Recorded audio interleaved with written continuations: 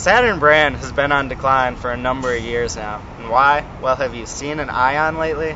The quality just hasn't been there at all, and surely the styling has been more than a bit off. Friendly salespeople and ice cream socials won't sell the cars by themselves these days. No, Saturn needs some real excitement. We're not talking about slapping red line badges on a View Sport utility and pretending that it's actually fun to drive. No, Saturn needs something better. We're thinking of something topless. Something with 2 seats. The first Saturn ever that enthusiasts will actually salivate over and really want to drive. This car is the Saturn Sky. If you've seen a Pontiac Solstice driving around town, the Sky might look pretty familiar to you. Both of the cars use the same GM Kappa platform and have the same overall shape. Difference, the Sky here uses nice sharp creased edges while the Pontiac uses a more curvy retro styling. I think the Sky looks a lot like a miniature Corvette, which is cool. And you can even pop the hood, goes forward just like a Corvette, show off your engine to your buddies.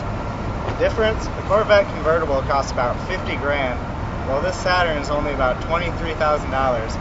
It's 3 grand more than a Solstice, but you get a lot more standard features, which in the end would make a Solstice cost just about the same. Looks cool, generates a lot of buzz. Sitting outside of your favorite coffee shop, people will stop and stare. It's a really awesome little car. As beautiful as the Saturn Sky is, it doesn't come without a couple drawbacks, the biggest being the top and the trunk. Put up the top, you have to first press the trunk button, open it up. You can see in here there's absolutely no trunk space with the top down. We've got a backpack back there and it hardly fits. So put the top up, pop the trunk, got to lift the top into place. Then you have to get inside the car here.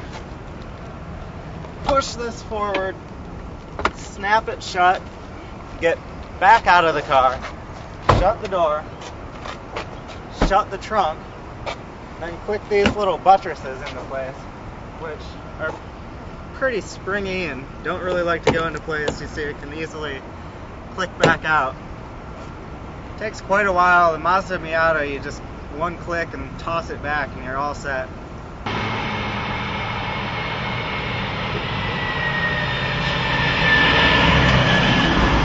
Saturn Sky's 2.4-liter Ecotec engine puts out 177 horsepower, bettering the Mazda MX-5 by 7 ponies.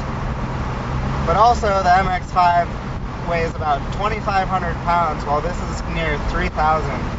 So it's got a bit of a weight disadvantage, and it feels a bit slower than the Mazda, and a bit heavier too. But all that weight is good for something, because this chassis is amazing. It's just so much better than the Mazda. It really feels stiff, and could probably handle 100 more horsepower if you wanted it to, which is good, because the Sky Redline coming out later this year will have 260 horsepower, a boost of just about 80. The car uses a turbocharger and a smaller displacement 4-cylinder.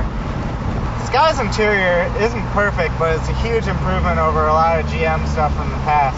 It's still got the hard plastics here, but the center stack and the black piano lacquer is pretty cool. A lot of the materials aren't bad. The steering wheel is very nice with these controls here for the volume, the cruise control. A couple drawbacks though, there's hardly any space for storage. We've got a little compartment back here and 2 cup holders, but besides that, there's nothing in the doors, there's nothing on the center console here.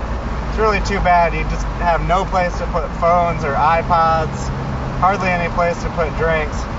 Second drawback is the placement of these buttons on the door here. You have to almost have Tyrannosaurus Rex arms to reach the adjustments for the mirrors and the windows, which is too bad.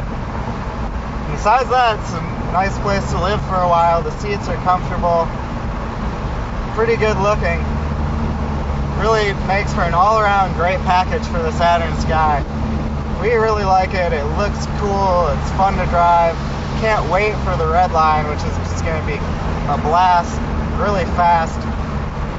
Really can't believe this car is a Saturn. It's amazing. It's such a far step forward from the Ion, from the View, from the L series that just went out. We can't wait to drive the Aura and the Outlook, a couple other new products coming from Saturn.